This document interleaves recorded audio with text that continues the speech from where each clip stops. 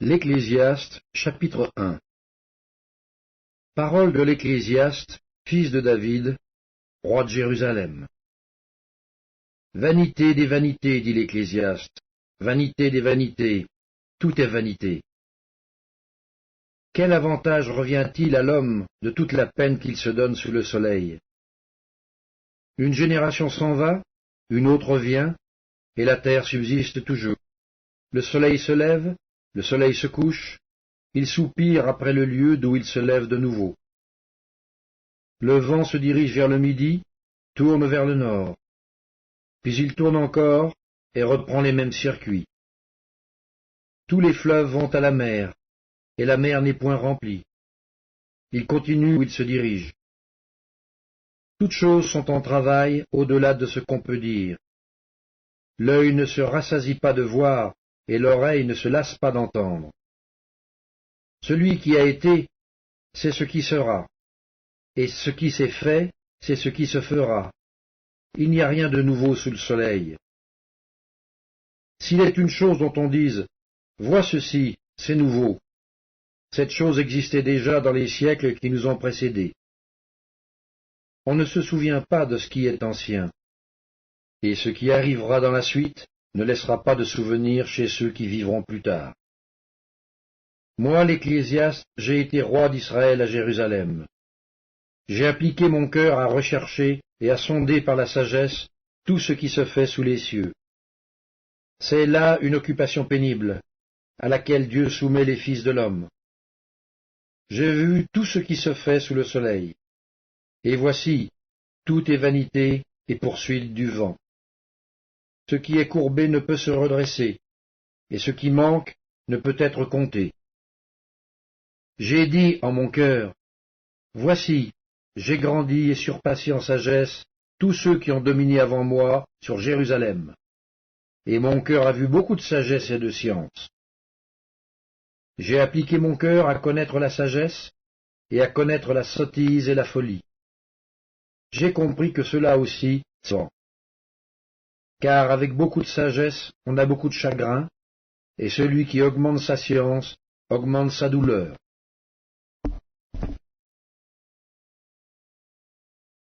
L'Ecclésiaste chapitre 2.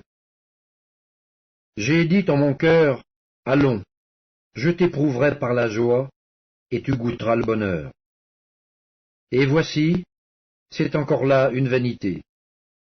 J'ai dit du rire, insensé, et de la joie, à quoi sert-elle? Je résolus en mon cœur de livrer ma chair au vin, tandis que mon cœur me conduirait avec sagesse, et de m'attacher à la folie, jusqu'à ce que je visse ce qu'il est bon pour les fils de l'homme de faire sous les cieux pendant le nombre des jours de leur vie. J'exécutais de grands ouvrages, je me bâtis des maisons, je me plantai des vignes, je me fis des jardins et des vergers, et j'y plantai des arbres à fruits de toute espèce. Je me créai des étangs pour arroser la forêt où croissaient les arbres. J'achetai des serviteurs et des servantes, et j'eus leurs enfants nés dans la maison. Je possédai des troupeaux de bœufs et de brebis, plus que tous ceux qui étaient avant moi dans Jérusalem. Je m'amassai de l'argent et de l'or, et les richesses des rois et des provinces. Je me procurai des chanteurs et des chanteuses, et les délices des fils de l'homme, des femmes en grand nombre. Je devins grand, plus grand que tous ceux qui étaient avant moi dans Jérusalem. Et même ma sagesse demeura avec moi. Tout ce que mes yeux avaient désiré, je ne les en ai point privés. Je n'ai refusé à mon cœur aucune joie, car mon cœur prenait plaisir à tout mon travail, et c'est la part qui m'en est revenue. Puis j'ai considéré tous les ouvrages que mes mains avaient faits, et la peine que j'avais prise à les exécuter. Et voici, tout est vanité et poursuite du vent, et il n'y a aucun avantage à tirer de ce qu'on fait sous le soleil. Alors j'ai tourné mes regards vers la sagesse, et vers la sottise et la folie. Car que fera l'homme qui succédera au roi? Ce qu'on a déjà fait. Et j'ai vu que la sagesse a de l'avantage sur la folie, comme la lumière a de l'avantage sur les ténèbres. le sage a ses yeux à la tête, et l'insensé marche dans les ténèbres. Mais j'ai reconnu aussi qu'ils ont l'un et l'autre un même sort. Et j'ai dit en mon cœur, j'aurai le même sort que l'insensé. Pourquoi donc ai-je été plus sage? Et j'ai dit en mon cœur que c'est encore là une vanité. Car la mémoire du sage n'est pas plus éternelle que celle de l'insensé, puisque déjà les jours qui suivent, tout est oublié. Et quoi? Le sage meurt aussi bien que l'insensé. Et j'ai haï la vie, car ce qui se fait sous le soleil m'a déplu, car tout est vanité et poursuite du vent. J'ai haï tout le travail que j'ai fait sous le soleil, et dont je dois laisser la jouissance à l'homme qui me succédera. Et qui sait s'il sera sage ou insensé? Cependant, il sera maître de tout mon travail, de tout le fruit de ma sagesse sous le soleil. C'est encore là une vanité. Et j'en suis venu à livrer mon cœur au désespoir, à cause de tout le travail que j'ai fait sous le soleil. Car tel homme a travaillé avec sagesse et science et avec succès, et il laisse le produit de son travail à un homme qui ne s'en est point occupé. C'est encore là une vanité et un grand mal. Que revient-il en effet à l'homme de tout son travail et de la préoccupation de son cœur, objet de ses fatigues sous le soleil? Tous ses jours ne sont que douleur, et son partage n'est que chagrin. Même la nuit son cœur ne repose pas. C'est encore là une vanité. Il n'y a de bonheur pour l'homme qu'à manger et à boire, et à faire jouir son âme du bien-être au milieu de son travail. Mais j'ai vu que cela aussi, qui en effet peut manger et jouir si ce n'est moi? Car il donne à l'homme qui lui est agréable la sagesse, la science et la joie. Mais il donne aux pécheurs le soin de recueillir et d'amasser, afin de donner à celui qui est agréable à Dieu. C'est encore là une vanité et la poursuite du vent. L'Ecclésiaste, chapitre 3.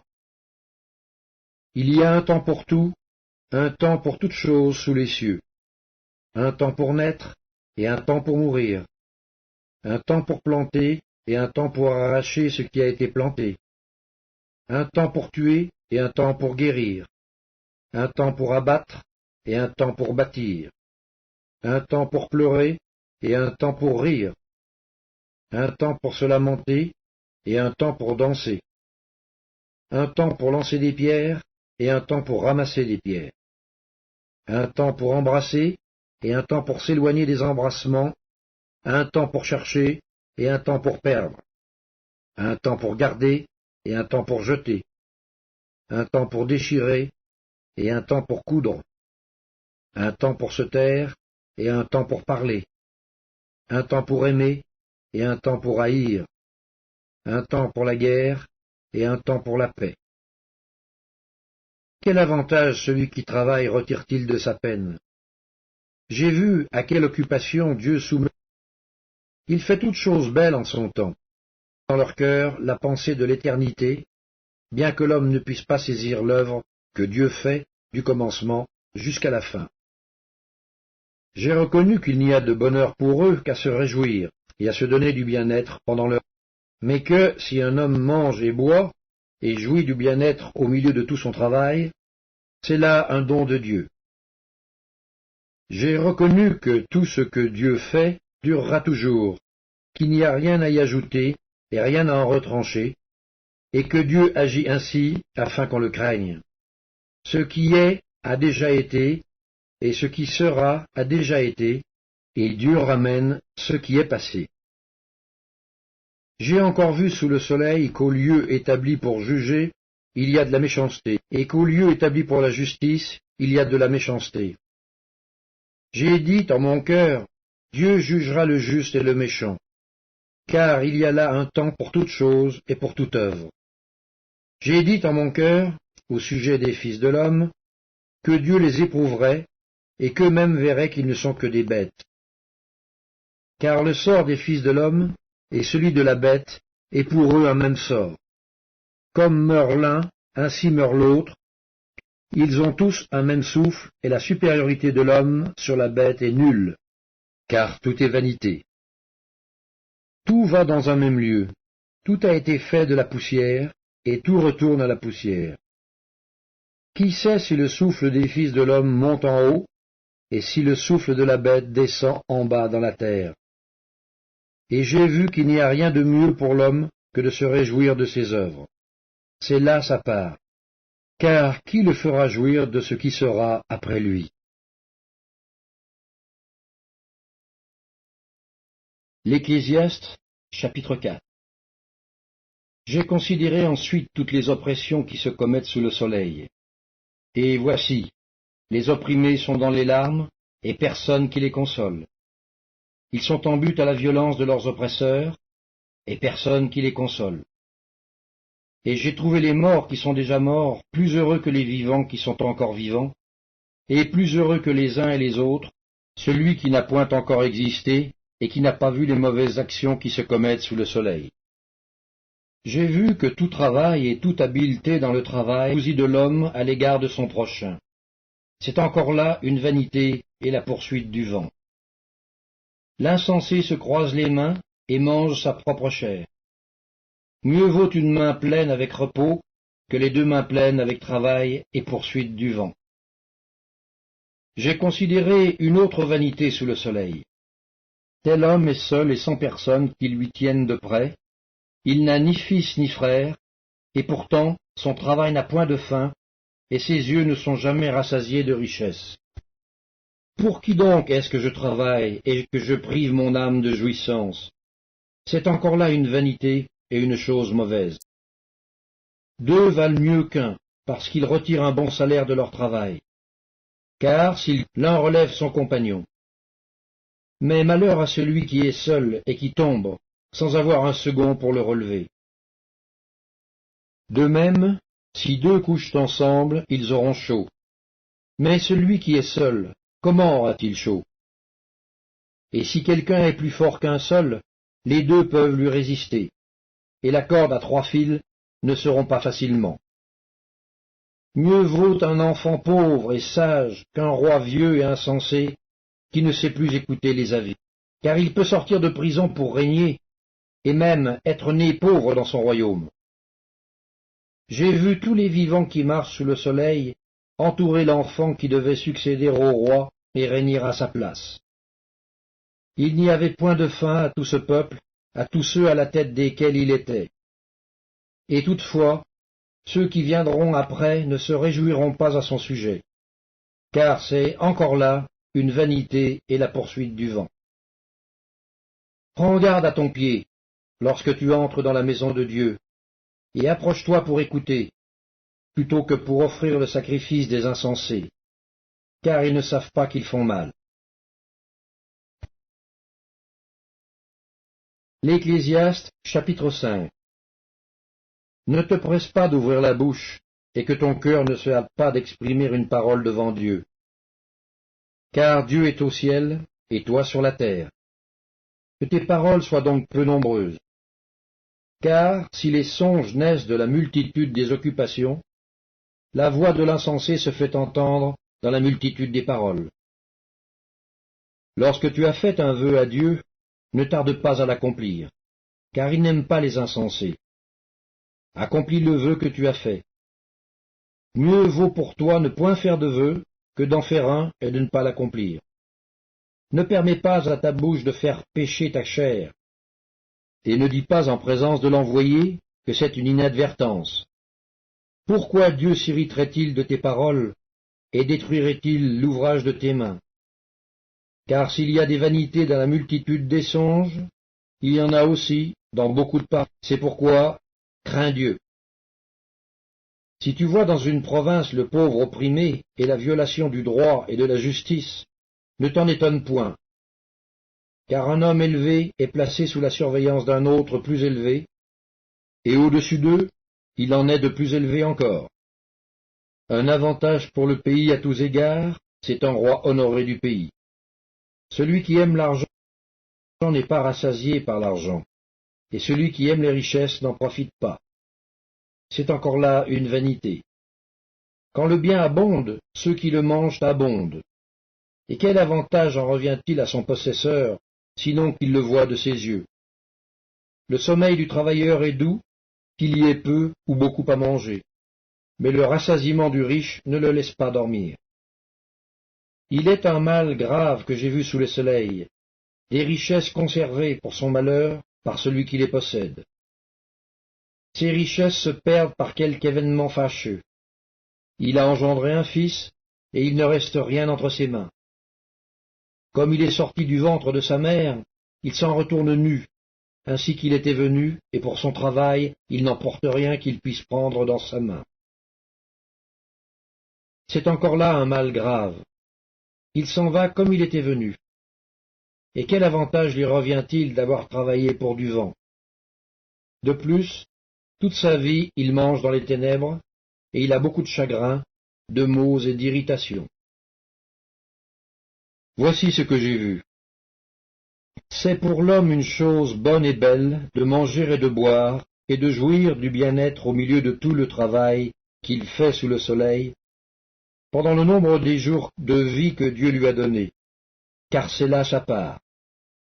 Mais si Dieu a donné à un homme des richesses et des biens, s'il l'a rendu maître d'en manger, d'en prendre sa part, et de se réjouir au milieu de son travail, c'est là un don de Dieu, car il ne se souviendra pas beaucoup des jours de sa vie, parce que Dieu répand la joie dans son cœur.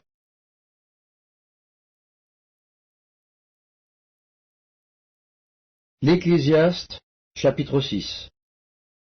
Il est un mal que j'ai vu sous le soleil, et qui est fréquent parmi les hommes.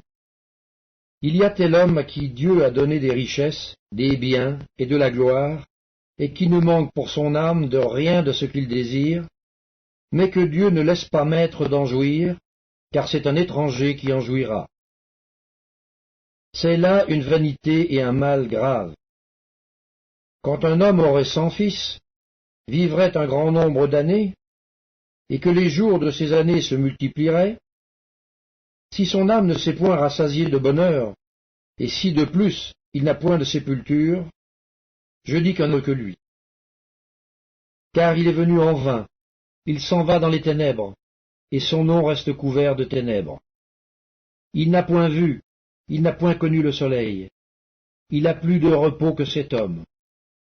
Et quand celui-ci vivrait 2 fois 1000 ans, sans jouir du bonheur, tout ne va-t-il pas dans un même lieu? Tout le travail de l'homme est pour sa bouche, et cependant ses désirs ne sont jamais satisfaits. Car quel avantage le sage a-t-il sur l'insensé? Quel avantage a le malheureux qui sait se conduire en présence des vivants? Ce que les yeux voient est préférable à l'agitation des désirs. C'est encore là une vanité et la poursuite du vent. Ce qui existe a déjà été appelé par son nom, c'est que celui qui est homme ne peut contester avec un plus fort que lui.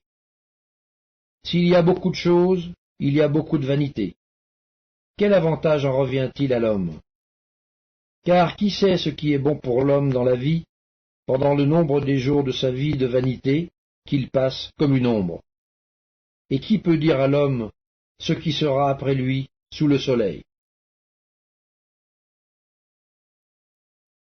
L'Ecclésiaste, chapitre 7. Une bonne réputation vaut mieux que le bon parfum, et le jour de la mort que le jour de la naissance.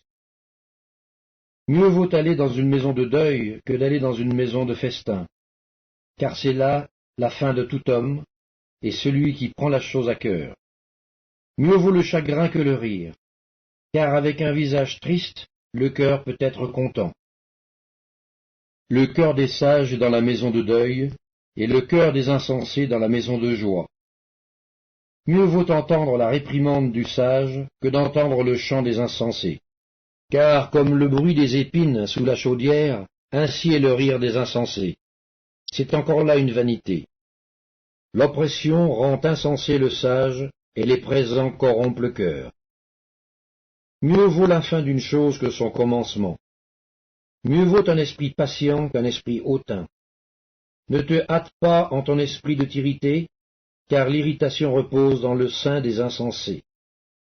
Ne dis pas, d'où vient que les jours passés étaient meilleurs que ceux-ci, car ce n'est point par sagesse que tu demandes cela. La sagesse vaut autant qu'un héritage, et même plus pour ceux qui voient le soleil. car à l'ombre de la sagesse on est abrité comme à l'ombre de l'argent. Mais un avantage de la science, c'est que la sagesse fait vivre ceux qui la possèdent. Regarde l'œuvre de Dieu. Qui pourra redresser ce qu'il a courbé? Au jour du bonheur, sois heureux, et au jour du malheur, réfléchis, afin que l'homme ne découvre en rien ce qui sera après lui. J'ai vu tout cela pendant les jours de ma vanité. Il y a tel juste qui périt dans sa justice, et il y a tel méchant qui prolonge son existence dans sa méchanceté. Ne sois pas juste à l'excès, et ne te montre pas trop sage. Pourquoi te détruirais-tu? Ne sois pas méchante à l'excès, et ne sois pas insensé. Pourquoi mourrais-tu avant ton temps?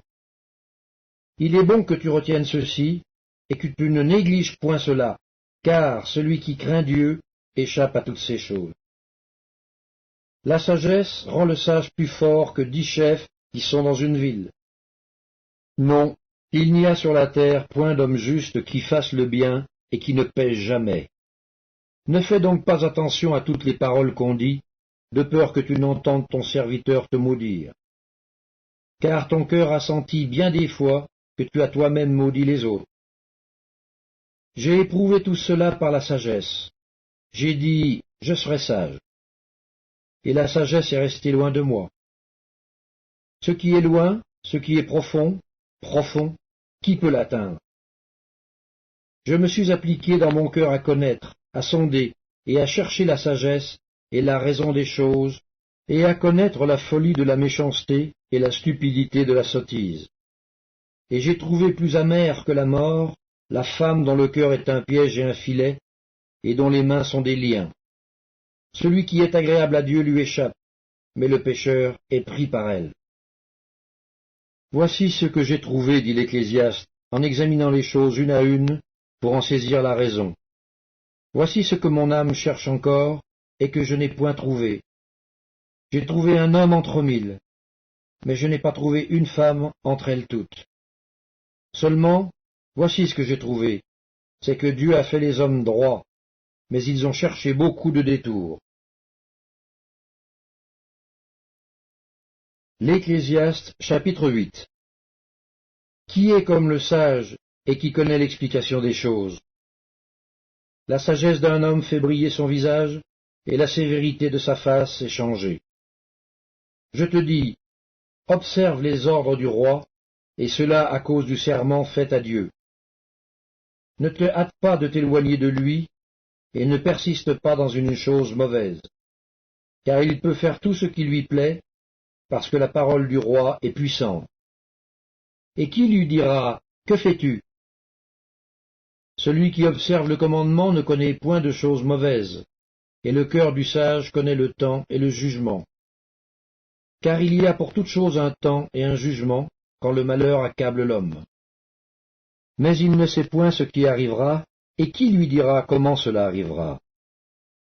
L'homme n'est pas maître de son souffle pour pouvoir le retenir, et il n'a aucune puissance sur le jour de la mort.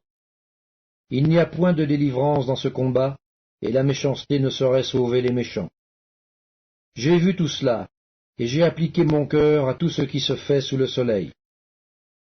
Il y a un temps où l'homme domine sur l'homme pour le rendre malheureux.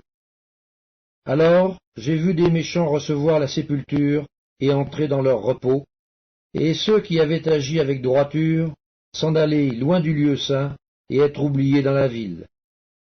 C'est encore là une vanité. Parce qu'une sentence contre les mauvaises actions ne s'exécute pas promptement, le cœur des fils de l'homme se remplit en eux du désir de faire le mal. Cependant, quoique le pécheur fasse 100 fois le mal, et qu'il y persévère longtemps, je sais aussi que le bonheur est pour ceux qui craignent Dieu, parce qu'ils ont de la crainte devant lui. Mais le bonheur n'est pas pour le méchant, et il ne prolongera point ses jours, pas plus que l'ombre, parce qu'il n'a pas de la crainte devant Dieu. Il est une vanité qui a lieu sur la terre, c'est qu'il y a des justes auxquels il arrive selon l'œuvre des méchants, et des méchants auxquels il arrive selon l'œuvre des justes. Je dis que c'est encore là une vanité. J'ai donc loué la joie, parce qu'il n'y a pas de bonheur pour l'homme sous le soleil qu'à manger et à boire et à se réjouir. C'est là ce qui doit l'accompagner au milieu de son travail, pendant les jours de vie que Dieu lui donne sous le soleil. Lorsque j'ai appliqué mon cœur à connaître la sagesse et à considérer les choses qui se passent sur la terre, car les yeux de l'homme ne goûtent le sommeil ni jour ni nuit, j'ai vu toute l'œuvre de Dieu, j'ai vu que l'homme ne peut pas trouver ce qui se fait sous le soleil. Il a beau se fatiguer à chercher, il ne trouve pas. Et même si le sage veut connaître, il ne peut pas trouver. L'Ecclésiaste, chapitre 9. Oui, j'ai appliqué mon cœur à tout cela. J'ai fait de tout cela l'objet de mon examen, et j'ai vu que les justes et les sages et leurs travaux sont dans la main de Dieu, et l'amour aussi bien que la haine. Les hommes ne savent rien, tout est devant eux. Tout arrive également à tous, même sort pour les justes et pour le méchant, pour celui qui est bon et pur, et pour celui qui est impur, pour celui qui sacrifie, et pour celui qui ne sacrifie pas.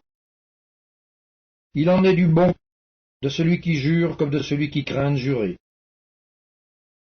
Ceci est un mal parmi tout ce qui se fait sous le soleil, c'est qu'il y a pour tous un même sort.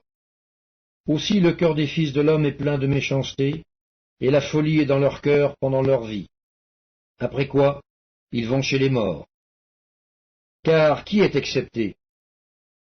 Pour tous ceux qui vivent, il y a de l'espérance, et même un chien vivant vaut mieux qu'un lion mort. Les vivants, en effet, savent qu'ils mourront, mais les morts ne savent rien, et il n'y a pour eux plus de salaire, puisque leur mémoire est oubliée. Et leur amour, et leur haine, et leur envie ont déjà péri, et ils n'auront plus jamais aucune part à tout ce qui se fait sous le soleil. Va, mange avec joie ton pain, et bois gaiement ton vin, car dès longtemps Dieu prend plaisir à ce que tu fais. Qu'en tout temps tes vêtements soient blancs, et que l'huile ne manque point sur ta tête. Jouis de la vie avec la femme que tu aimes pendant tous les jours de ta vie de vanité, que Dieu t'a donnée sous le soleil, pendant tous les jours de ta vanité. Car c'est ta part dans la vie, au milieu de ton travail, que tu fais sous le soleil. Tout ce que ta main trouve à faire avec ta force, fais-le. Car il n'y a ni œuvre, ni pensée, ni science, ni sagesse dans le séjour des morts où tu vas. J'ai encore vu sous le soleil que la course n'est point aux agiles, ni la guerre aux vaillants, ni le pain aux sages, ni la richesse aux intelligents, ni la faveur aux savants. Car tout dépend pour eux du temps et des circonstances. L'homme ne connaît pas non plus son heure, pareil aux poissons qui sont pris au filet fatal, et aux oiseaux qui sont pris au piège. Comme eux, les fils de l'homme sont enlacés au temps du malheur, lorsqu'ils tombent sur eux tout à coup. J'ai aussi vu sous le soleil ce trait d'une sagesse qui m'a paru grande. Il y avait une petite ville, avec peu d'hommes dans son sein. Un roi puissant marcha sur elle, l'investit, et éleva contre elle de grands forts. Il s'y trouvait un homme pauvre et sage, qui sauva la ville, et personne ne s'est souvenu de cet homme pauvre. Et j'ai dit, la sagesse vaut mieux que la force. Cependant, la sagesse du pauvre est méprisée, et ses paroles ne sont pas écoutées. Les paroles des sages, tranquillement écoutées, valent mieux que les cris de celui qui domine parmi les insensés. La sagesse vaut mieux que les instruments de guerre.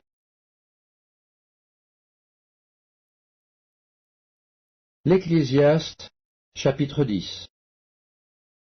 Les mouches mortes infectent et font fermenter l'huile du parfumeur. Un peu de folie l'emporte sur la sagesse et sur la gloire. Le cœur du sage est à sa droite, et le cœur de l'insensé à sa gauche. Quand l'insensé marche dans un chemin, le sens lui manque, et il dit de chacun, « Voilà un fou !» Si l'esprit de celui qui domine s'élève contre toi, ne quitte point ta place, car le calme prévient de grands péchés. Il est un mal que j'ai vu sous le soleil, comme une erreur provenant de celui qui gouverne. La folie occupe des postes très élevés, et des riches sont assis dans l'abaissement. J'ai vu des esclaves sur des chevaux, et des princes marchant sur terre comme des esclaves. Celui qui creuse une fosse y tombera, et celui qui renverse une muraille sera mordu par un serpent. Celui qui remue des pierres en sera blessé, et celui qui fend du bois en éprouvera du danger. S'il a émoussé le fer, et s'il n'en a pas aiguisé le tranchant, il devra redoubler de force. Mais la sagesse a l'avantage du succès. Si le serpent mord faute d'enchantement, il n'y a point d'avantage pour l'enchanteur. Les paroles de la bouche du sage sont pleines de grâce, mais les lèvres de l'insensé causent sa perte. Le commencement des paroles de sa bouche est folie, et la fin de son discours est une méchante folie. L'insensé multiplie les paroles. L'homme ne sait point ce qui arrivera, et qui lui dira ce qui sera après lui? Le travail de l'insensé le fatigue, parce qu'il ne sait pas aller à la ville. Malheur à toi, pays dont le roi est un enfant, et dont les princes mangent dès le matin. Heureux, toi, pays dont le roi est de race illustre, et dont les princes mangent au temps convenable, pour soutenir leur force, et non pour se livrer à la boisson. Quand les mains sont paresseuses, la charpente s'affaisse, et quand les mains sont lâches, la maison a des gouttières. On fait des repas pour se divertir, le vin rend la vie joyeuse, et l'argent répond à tout. Ne maudis pas le roi, même dans ta pensée, et ne maudis pas le riche, dans la chambre où tu couches, car l'oiseau du ciel emporterait ta voix, l'animal ailé publierait tes paroles.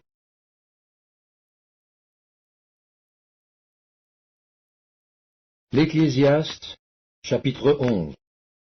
Jette ton pain sur la face des eaux, car avec le temps tu le retrouveras.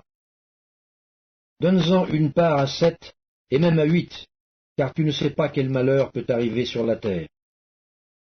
Quand les nuages sont pleins de pluie, ils la répandent sur la terre, et si un arbre tombe, au midi ou au nord, il reste à la place où il est tombé. Celui qui observe le vent ne sèmera point, et celui qui regarde les nuages ne moissonnera point. Comme tu ne sais pas quel est le chemin du vent, ni comment se forment les eaux dans le ventre de la femme enceinte, tu ne connais pas non plus l'œuvre de Dieu qui fait tout. Dès le matin, sème ta semence, et le soir, ne laisse pas reposer ta main, car tu ne sais point ce qui réussira, ceci ou cela, ou si l'un et l'autre sont également bons. La lumière est douce, et il est agréable aux yeux de voir le soleil. Si donc un homme vit beaucoup d'années, qu'il se réjouisse pendant toutes ces années, et qu'il pense aux jours de ténèbres qui seront nombreux, tout ce qui arrivera est vanité. L'Ecclésiaste, chapitre 12. Jeune homme, réjouis-toi dans ta jeunesse, livre ton cœur à la joie pendant les jours de ta jeunesse. Marche dans les voies de ton cœur, et selon les regards de tes yeux. Mais sache que pour tout cela, Dieu t'appellera en jugement. Bannis de ton cœur le chagrin, et éloigne le mal de ton corps, car la jeunesse et l'aurore sont vanité. Mais souviens-toi de ton Créateur pendant les jours de ta jeunesse, avant que les jours mauvais arrivent, et que les années s'approchent, où tu diras « Je n'y prends point de plaisir ». Avant que s'obscurcisse le soleil, et la lumière, la lune et les étoiles, et que les nuages reviennent après la pluie, temps où les gardiens de la maison tremblent, où les hommes forts se courbent, où celles qui moulent s'arrêtent parce qu'elles sont diminuées, où ceux qui regardent par les fenêtres sont obscurcis, où les deux battants de la porte se ferment sur la rue, quand s'abaisse le bruit de la meule, où l'on se lève au chant de l'oiseau, où s'affaiblissent toutes les filles du champ, où l'on redoute ce qui est élevé, où l'on a des terreurs en chemin, où l'amandier fleurit, où la sauterelle devient pesante, et où la capre n'a plus d'effet, car l'homme s'en va vers sa demeure éternelle, et les pleurs parcourent les rues. Avant que le cordon d'argent se détache, que le vase d'or se brise, que le seau se rompe sur la source, et que la roue se casse sur la citerne. Avant que la poussière retourne à la terre, comme elle y était, et que l'esprit retourne à Dieu, qui l'a donné. Vanité des vanités, dit l'Ecclésiaste, tout est vanité. Outre que l'Ecclésiaste fut un sage, il a encore enseigné la science au peuple, et il a examiné, sondé, mis en ordre un grand nombre de sentences. L'Ecclésiaste s'est efforcé de trouver des paroles agréables, et ce qui a été écrit avec droiture, ce sont des paroles de vérité. Les paroles des sages sont comme des aiguillons, et, rassemblées en un recueil, elles sont comme des clous plantés, donnés par un seul maître. Du reste, mon fils, tire instruction de ces choses. On ne finirait pas si l'on voulait faire un grand nombre de livres, et beaucoup d'études est une fatigue pour le corps. Écoutons la fin du discours. Crains Dieu et observe ses commandements. C'est là ce que doit tout homme. Car Dieu amènera toute œuvre en jugement au sujet de tout ce qui est caché, soit bien, soit mal.